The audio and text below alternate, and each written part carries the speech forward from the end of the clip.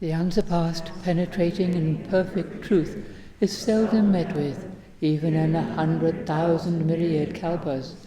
Now we can see and hear it. We can remember and accept it.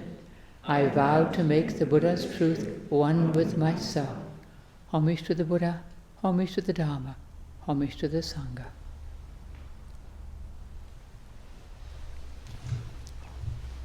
I've been thinking about gratitude. As we know, the other day was Thanksgiving Day, a perfect time to express gratitude. And the nice thing about Thanksgiving is that it's for everybody. It's not particular to any group of people, not a particularly religious festival, although all religions do have a practice of gratitude, I think. But it's just a thing that everybody can relate to. We can all relate to gratitude because it comes into all our lives. So I thought I'd talk about it today. Particularly, I would like to express gratitude to all those who have helped us and supported us over all these many years, 51 years now. And especially this last couple of years when we've had this pandemic and we've been closed, people have been really kind.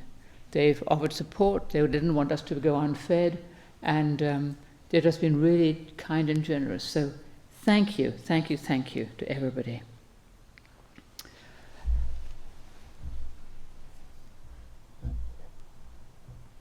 And of course we've been offering the Dharma. We've been closed to a lot of the time, but we've not been completely cut off because we've been offering the Dharma online, as many people have been. And it seems to be very well received. It's really helpful for people, especially those who live far away, who are sick, who can't come for some reason. And of course, we're going to keep doing it as much as we can, even when we open again more fully. We're going to keep on offering the Dharma online as best we can. Maybe not quite as much as we do now, we'll see, but we'll do our best. It's one of the blessings of the pandemic that people have learned to connect online in ways. What it would have been like if we hadn't had the internet. It would have been a completely different experience having this pandemic, when people wouldn't have known, what was going on. They wouldn't have known how to help themselves so much as we do now, or the information we get. So there's been this huge outpouring of gratitude within our congregation, and our gratitude to people too, and everybody, I think, has noticed how kind people have been and have wanted to express gratitude all through this country, through the world. Even when there's people who are really worried, afraid, sick, there's also been a huge amount of gratitude and kindness. And I think it's really helpful to remember that and not just see the dark side.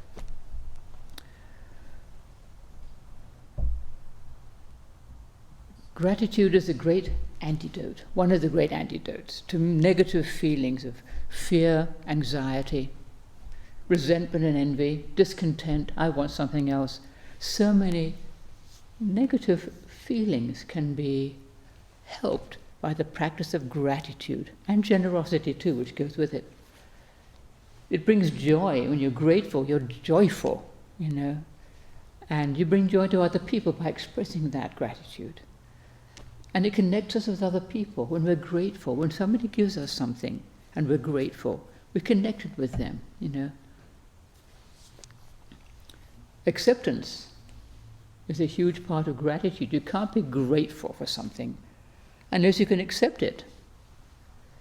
And when you think, we're facing some difficult situation, this is especially the case when there's something hard or painful. If we can look at it and see something positive in it, and some way in which it helps us, if we can actually accept it, then we can find gratitude, There's a great example of this, of course, in the Dalai Lama, who, as we know, had to leave Tibet. So, a few of us, number of us actually, the other day saw this film called Mission-Joy, about the Dalai Lama meeting with Archbishop Desmond Tutu, and they're talking about joy. And one of the things they talk about is gratitude. I think might be the first of the aspects that they say, this helps bring joy when we can express and feel feel and express gratitude. And the Dalai Lama talked about when he had to leave Tibet. As we all know, he was a young man, the young Dalai Lama, and he had to flee Tibet because he would have been killed by the Chinese, very probably. And it would seem like a terrible thing to be exiled from your homeland, which is your great love, and never to be able to go back. It could be a terribly sad and negative thing. But then, he says, it also brought many blessings, you know. If he'd been stayed in Tibet and that had never happened, he would have been like there in the Potala Palace, like in a gilded cage, as he put it, rather than being able to, do what he does now. He goes around, he sees people, he meets people, he learns a lot of things. He's got a very scientific and curious mind, so he has been able to learn a whole lot that he would never have learned if he had been still in Tibet. And he's been able to spread the Dharma, spread Buddhism, met a whole lot of people, learned a great many things. And I think in particular, more than just spreading Buddhism, he's also spread this message of kindness and compassion. Regardless of religion, everyone can practice kindness, and this is what he says. You don't have to be a Buddhist, just practice kindness, help other beings, and this will bring you joy. Gratitude for other beings brings you joy. To be kind, to be grateful, and also generous, because it all goes together, brings you joy. So this has had a great impact on our world, both in the sense of Buddhism and in just many people, most people would think, yes, I would like to live that way. I would like to live a life of gratitude and joy and generosity. Because gratitude goes beyond any sectarianism or division, as I said. It unites us rather than divides us. The other day I heard about an old lady in her 90s who had recently broken her hip, and she was in rehab and probably in quite a bit of pain. She's a very devout Catholic, has been all her life, and she said, God is so good. And you think, to have that kind of attitude when you're in pain, in rehab, in your 90s, probably on the downward path, because that is often the case when somebody's really old, they break their hip, very often they don't live a whole lot longer. She probably knows this. She might live longer. But to have this kind of attitude, God is so good, what a blessing that is. And it's cultivated. It doesn't just happen. She practiced her whole life, her religion, and has cultivated gratitude. Yesterday I saw an article, a really nice one, by an American Pure Land Buddhist about gratitude. In Pure Land Buddhism, their main practice is Nembutsu, reciting the name of Amitabha Buddha, Amida Buddha, they say. And that is their practice of gratitude. I didn't know this. People don't always know this. But, he says, our main focus is the practice of gratitude. We don't practice to achieve anything, not enlightenment, good karma, a favorable rebirth, or material rewards. We practice simply to give thanks for what we have received. It's a small shift in one's perspective, but when pursued, it can be transformative. I thought, yes, wonderful, wonderful, because this is so different from the way in which many of us practice. We practice to get something. We're often trying to gain enlightenment, or happiness, or peace of mind, or to be a better person, and that's all good. They're all good, aspirations. They motivate us to get going. But to practice simply from gratitude without wanting anything, that's impressive, really impressive. And as this Pure Land Buddhist points out, such an attitude of gratitude fosters humility, knowing that we're deeply connected with all other beings and all things. We're not separate in any way. We depend completely on other beings for our whole life, for our birth and our upbringing, the food we eat, the clothes we wear, our job, our career, whatever. Everything we can think of as part of our life, we're dependent on other beings for that. None of us is actually independent. And so we can practice gratitude, no way, in no way are we alone, independent of other beings.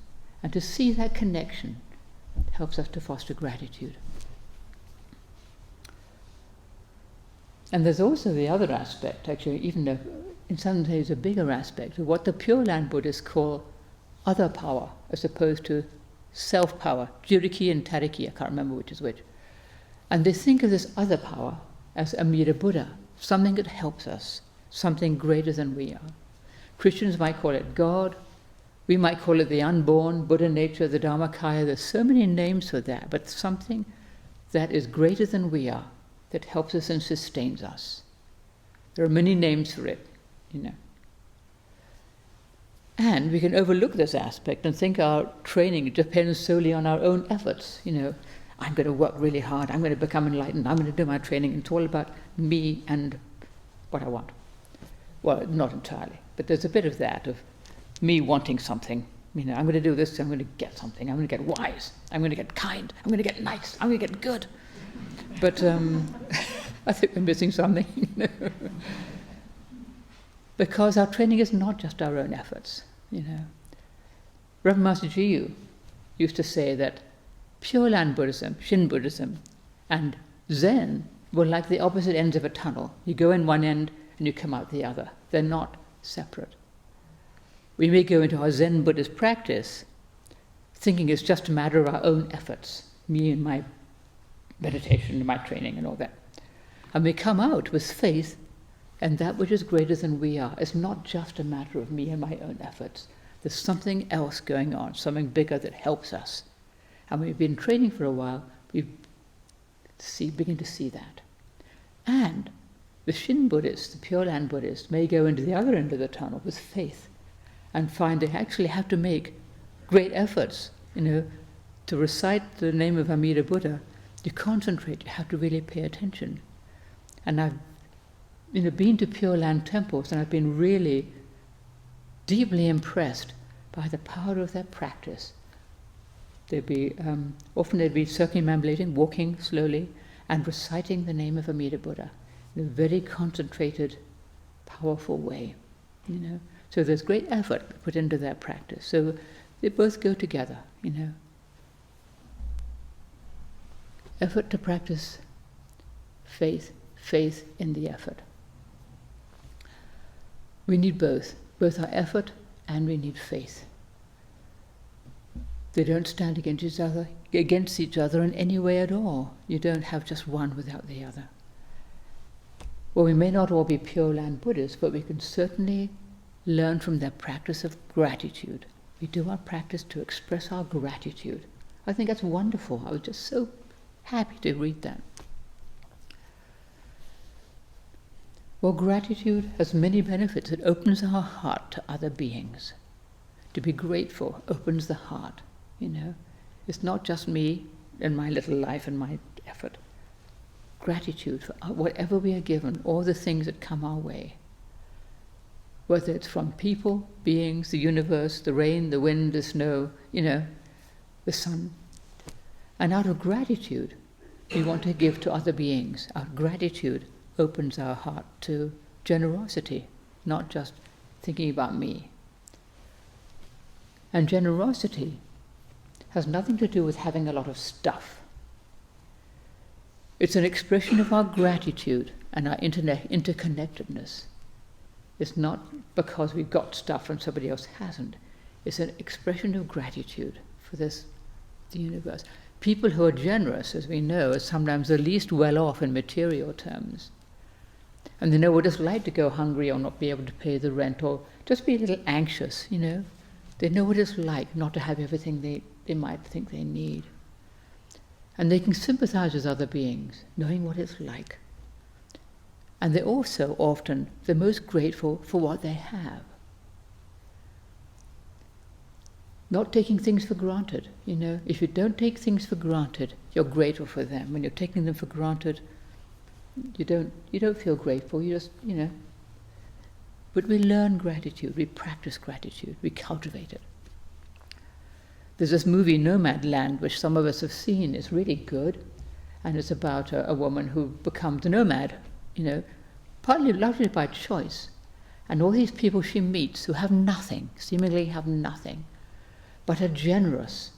They help each other with great kindness. They help her.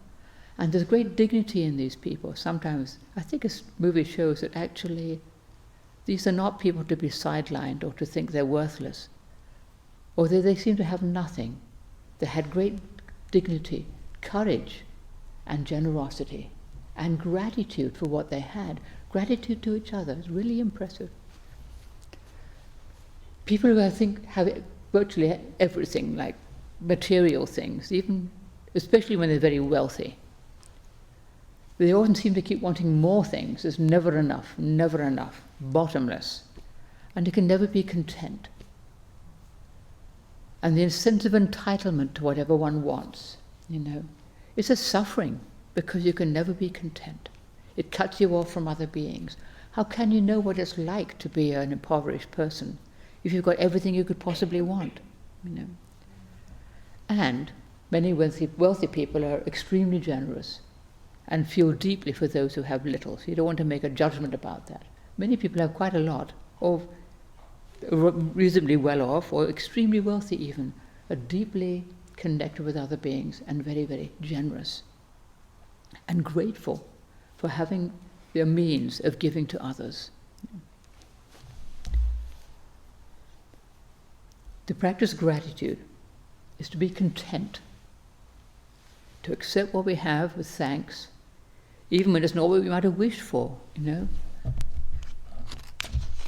we're faced with something we might not have wanted, we would not have wanted, such as loss or sickness or an accident, you can think it'd be hard to be grateful, but if in time we can deeply accept it, if we can see how it can actually help us with something, help us to let go of our clinging to our way of life or something we've had or a person, and if we can learn to be content, then maybe we can find some gratitude for that event. Acceptance, contentment, gratitude, they all go together. To accept things that come our way, to be content with our situation as it is now, we can be grateful. And they help us to let go of our suffering, our clinging, and free ourselves to take a step into something new, whatever it may be, even if it's not what we would have wished, but even so, maybe there's something I can be grateful. It can be really hard to let go of what we love and what we cling to. But if we can do so with time and accept things as they are now, we can find some gratitude. Gratitude for what we still do have, and even gratitude for the thing that has happened, for whatever it is, or what seemed to be a great misfortune, to find some gratitude for that, because we learn, we grow through things happening that may not be what we want. If we just had a comfortable life and never had any challenges, we wouldn't learn and grow quite in that way. Even when somebody we love dies or leaves us, we might be grateful to have known them, grateful to have had them in our life, for however long that was, grateful for what they gave us, grateful for the joy we might have had with them. Even in the midst of grief, there can be gratitude.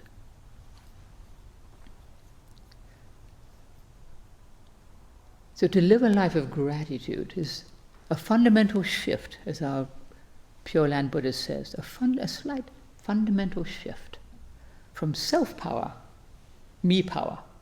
I'm in charge, I'm in control of my life, I know what I'm doing, taking things for granted, I'm entitled to everything, which so many of us are actually prone to. I'm for myself. And for us, it's not, on the other hand, solely relying on something bigger to help us, not solely other power. Well, something will help me, I don't have to do anything. It's not that either. It's shifting to something in between self-power and other power.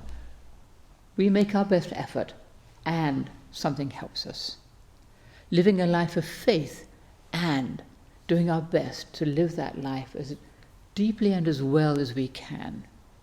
Not just for ourselves, but for all beings. To live our life as best we can. In faith, doing our best, training as deeply as we can, helping where we can, offering merit where we can't seem to offer material help, offering what we can, fostering our connection to all beings and all things, cultivating humility, which goes with that. You can't be all proud of yourself if you're deeply connected with everything else and we rely on the whole world just to feed us. You know, we're completely helpless without the world.